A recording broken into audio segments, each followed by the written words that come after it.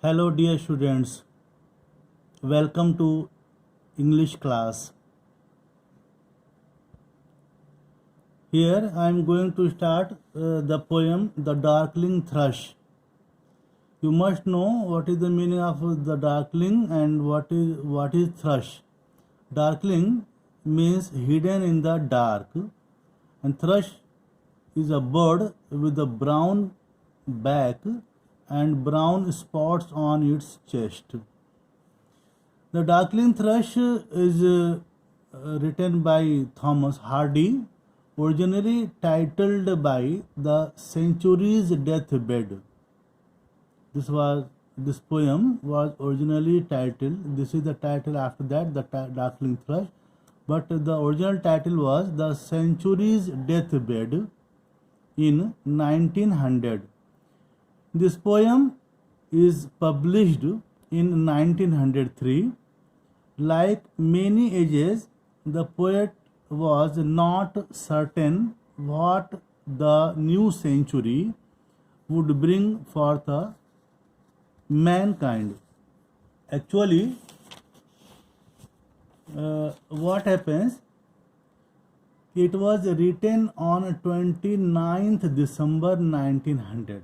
This poem was written on 29th December 1900. And the 20th century must have begun just after 1900. 1901 means 20th century must have begun.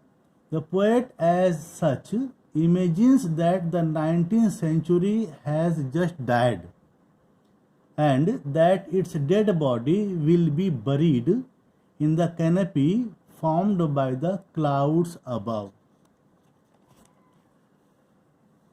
First of all, you must know in which scenario the poem is written, what was the weather, what was the surrounding at that time. In this first stanza, you can see that this poem is written in very intense cold. Intense cold, that was a wintry scene. And the poet is standing at a wooden gate. The poet describes an intense cold wintry scene. Dear student, before watching this video, you must have to read this poem one time or two times, and after that tomorrow I will explain stanza wise. From tomorrow I will explain it all the stanza. There are 4 stanzas here, you can see. The poet describes an intense cold wintry scene. Just I would like to give the outline of this poem, what is in it. After that you will understand about the poem. You know that whenever I start the new chapter, I usually start the chapter with the introduction of the chapter. The poet described an intense cold wintry scene. He was out leaning against a wooden gate. He was out of his home leaning against a wooden gate. It was twilight with the fading light of the sun. That was the time of twilight with the fading light of the sun. The poet had begun to settle on everything. The poet wanted to settle. And what does he see? In this wintry season, he sees that frost had started to settle on each and everything of the earth. All around there was a scene of desolation. Everywhere there was gloomy season, scene of desolation. The increasing darkness and coldness had forced all human beings to take shelter in their homes. All the people were in their homes due to darkness and coldness. The climbing plants that lined the sky around the place seemed to the poet to be the broken strings of the musical instruments. The climbing plants that lined the sky around the place seemed to the poet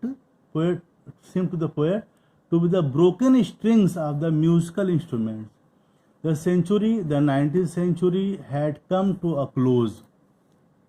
It was about to end. The sharp features of the land seemed to the poet to be the century's dead body, laid out for burial. The poet saw clouds hanging in the sky. These clouds, he thought, would serve as the burial ground for the dead body. The wind that was blowing hard seemed to be lamenting over the death of the century. The process of conception, pregnancy, and birth had slowed down as a result of the extreme cold of the winter. This extreme cold and frost that always accompany winter have robbed every living creature of zest and enthusiasm. The poet himself does not feel cheerful or enthusiastic in any way. Suddenly, what happens, students? You see, suddenly there arose a voice from among the leafless branches of the tree around the poet. This was the voice of a weak, aged thrush bird which was not visible at all. Its feathers had been beaten and disordered by wintry storms. The winter storms had ruined his feathers. Despite its weakness, it started pouring joyful notes in a bleak atmosphere. In this gloomy atmosphere, it seemed to be expressing its heartfelt delight. He was very happy, extremely happy. Though the poet was very serious and gloomy, but in that season, when each and every one was feeling gloominess, everyone was in home due to coldness and darkness, this bird, thrush, started pouring joyful notes. It seemed expressing a heartfelt delight. The poet wondered what could cause the thrush to sing. What was the reason that the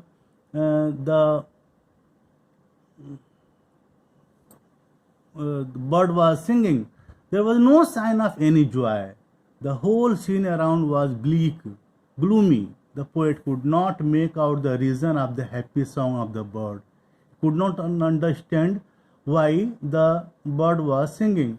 The bird might have some happy expectations, he thought. It might have some hope of good fortune about which the poet was unaware of. The poet thus concludes on a note of ambiguity. The words blessed, hope cannot be explained clearly here. They seem to express some religious belief, while the poet had no belief in any religion or religious system. Actually, students, this poem, The Darkling Thrush, is about a little bird who takes on the big world. There is no hope for it or for anyone else outside. It is cold and awful. Everything looks gloomy in the setting sun. The human beings, except the solitary speaker, are shut in their homes. The voice of a weak, aged thrush comes as a pleasant surprise.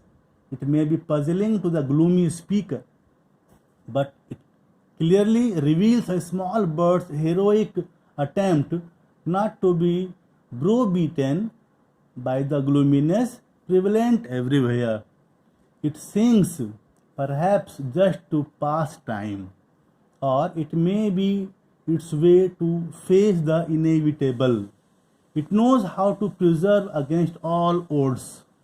This may serve a kind of lesson to those who, like the speaker, get easily overpowered by hopelessness and desolation. Students, you have listened the outline of the poem. Next time I will explain stanza, all the stanza one by one. Thank you so much.